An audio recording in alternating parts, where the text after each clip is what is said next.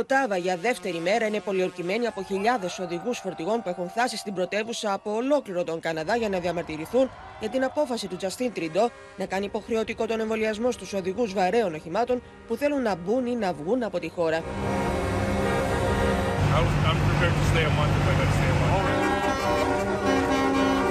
Οι οδηγοί φορτηγών του λεγόμενου κομβό ελευθερίας έκλεισαν και έναν διεθνή αυτοκινητόδρομο στο δυτικό τμήμα της χώρας.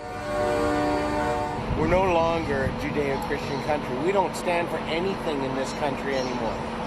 And a country without absolutes, right and wrong, is a lost country. I feel like we are a lost country now.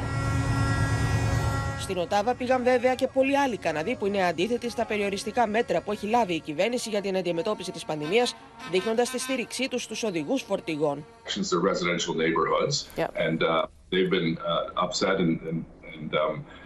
Really put out because, quite frankly, they feel they're prisoners in their own home. Frustration, too, over scenes like this. A statue of Terry Fox targeted, protesters dancing on the tomb of the unknown soldier, and staff at a homeless shelter say they were harassed by protesters looking for food.